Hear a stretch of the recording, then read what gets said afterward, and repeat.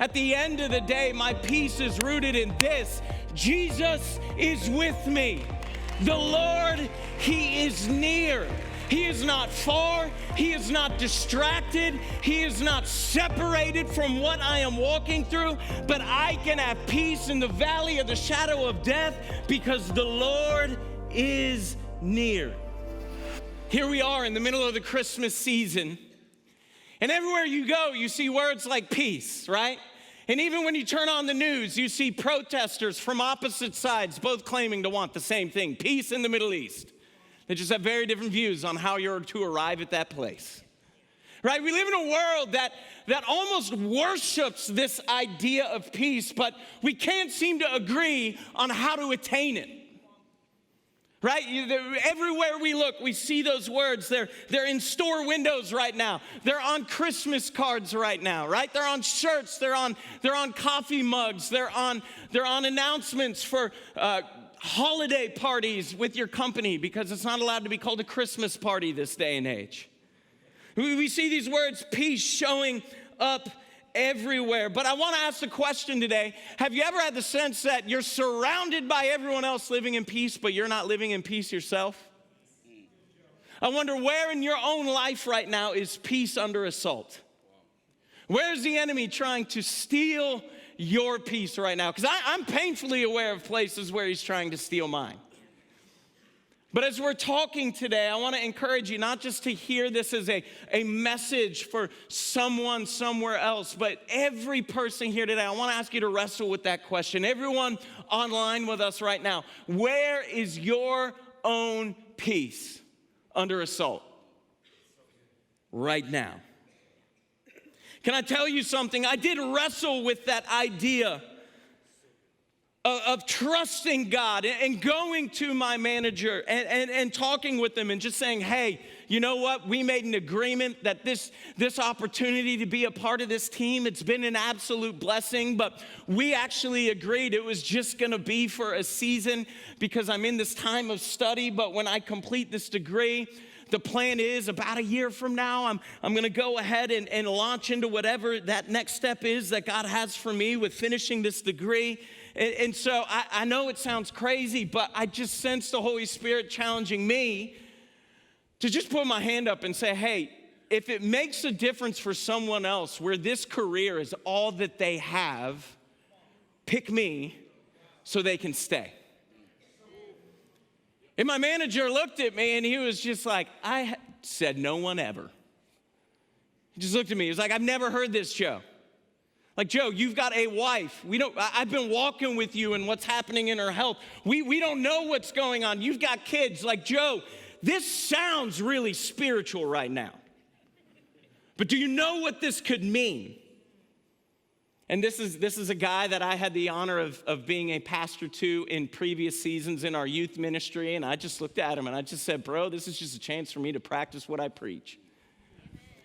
And it was one of the weirdest moments. We actually prayed. And then he said, hey, I need to have a meeting with you on Thursday. So it was like, yeah, we prayed about it. And then he went immediately into the mode of like, okay, we're going to walk this out now, bro. And can I tell you something? In the natural, never should I have had a reason as a father, as a husband, as a provider to feel more uncertain. And yet after praying with that manager and walking out of that room, I have to tell you something. I will never forget the peace I felt when I finally trusted Jesus and chose to willingly partner with what he was calling me into. To actually say, God, I don't know where this leads, but I know in this moment, I know that you're in it. And here I am a year later, and I gotta be honest, I'm thankful. Because what I felt God actually challenged me to do on the other side of that was, Joe, take that capstone project you were working on and launch it into the real world to be a support and a blessing to pastors around the world. And so not only am I on team here in our church, but there's also this opportunity that God has birthed in my heart to be a support to pastors around the world. And what's crazy in this is if I had waited until launching it, which it should have been happening if everything had went the way we were thinking it could go beforehand, I'd be launching it right now. But when I look at what happened in the year after God challenged me to do that, I don't know if I would have it in me to launch it right now. Because in that following year, Lauren stepped into eternity with Jesus Christ. And it's almost like God was moving and shifting pieces in a way that I could not understand then, but I look at it now.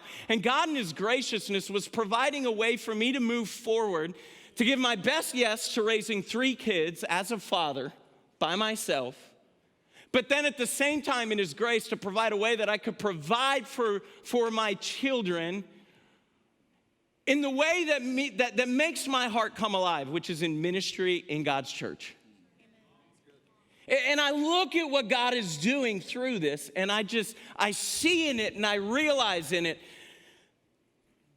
that even when you don't understand, God, oftentimes I struggle with understanding what God is doing because while I'm playing checkers, God is playing chess. And he's just so many steps ahead of where I'm at. And there's some people here today, and I just want to encourage you to stop waiting for life's permission to walk in peace. Stop waiting for life's permission to walk in peace. It's God's will for you to live in true peace.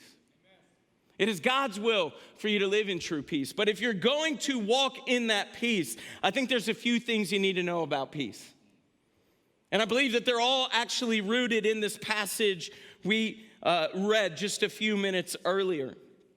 And the first thing we need to know about peace today is this: peace requires a shift in perspective.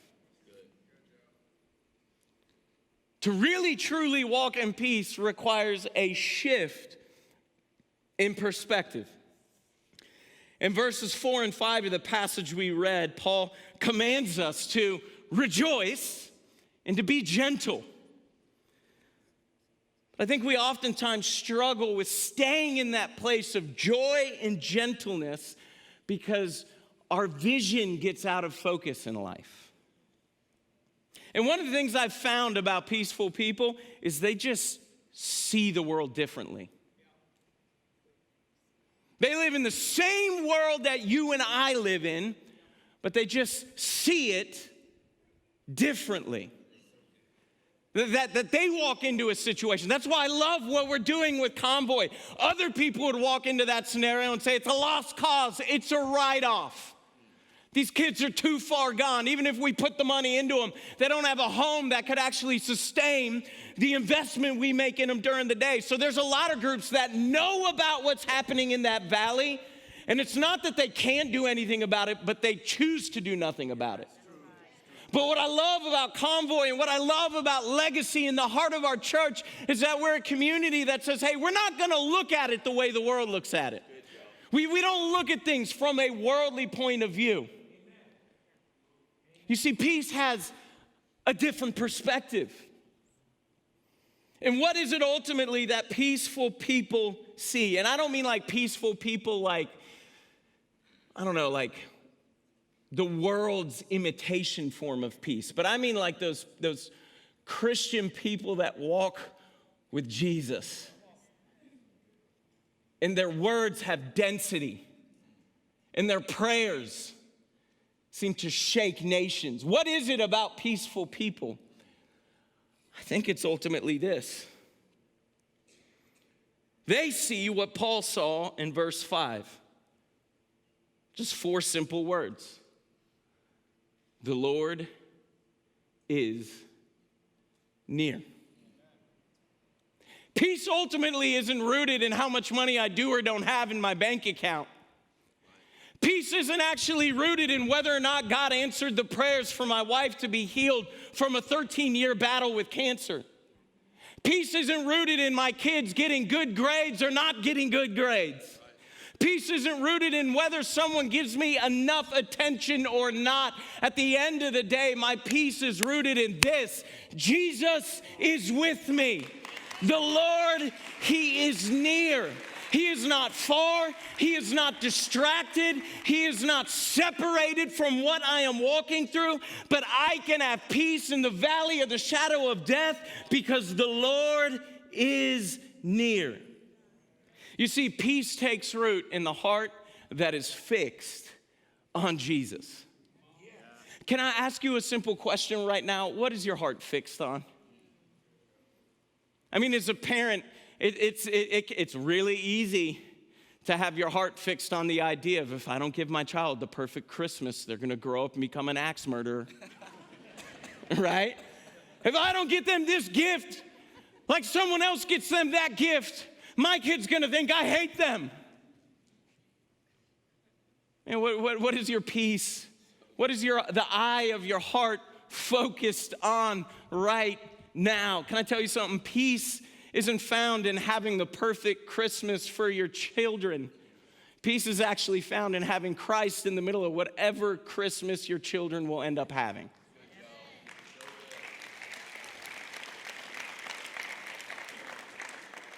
And let me tell you something, if you're not careful, you can make an idol of peace.